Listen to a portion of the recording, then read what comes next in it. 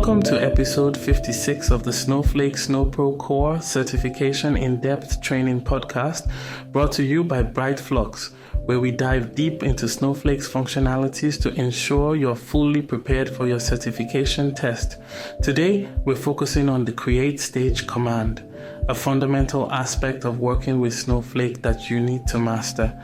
I'm your host, Yaqub Abdul Hakim, a certified Snowflake user, and I'm here to guide you through every detail of this topic. First, let's start with what a stage is in Snowflake. A stage is essentially a storage area used to load data files waiting to be ingressed into Snowflake tables. Stages can be either named or internal.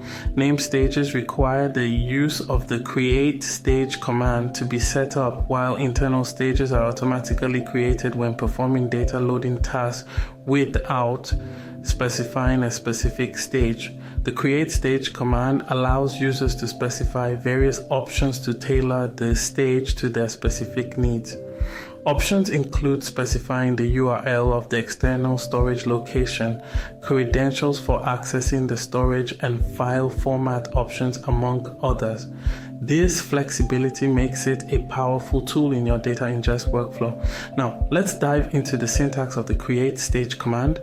Create stage, if not exists. Schema, stage name, file format, format type, format name, URL 6, stage URL, credentials, credential options, encryption, slots, encryption options, comment, argc, string. This syntax allows you to create a custom stage tailored exactly to your data loading needs. One key aspect of the create stage command is the file format option.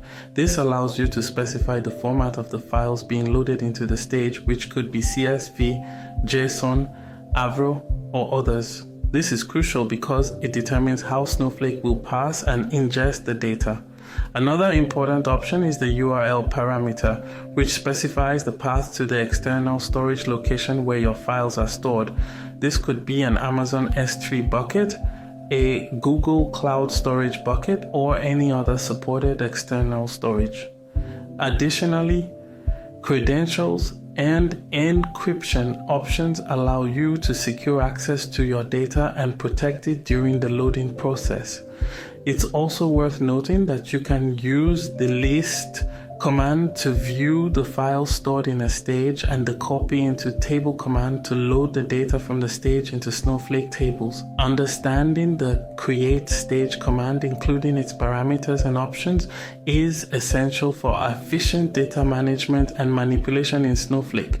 This knowledge will not only help you pass your Snowpro Core Certification exam, but also enhance your overall data engineering skills.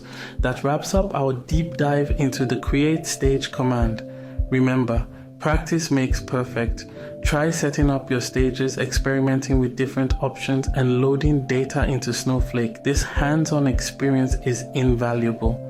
Thank you for tuning in to episode 56 of the Snowflake Snowpro Core Certification In-Depth Training Podcast. Stay sharp, keep learning, and I'll see you in the next episode where we'll explore another fascinating aspect of Snowflake. Until then, I'm Yaqub Abdul Hakim from Brightflux, wishing you all the best in your certification journey and beyond. Goodbye.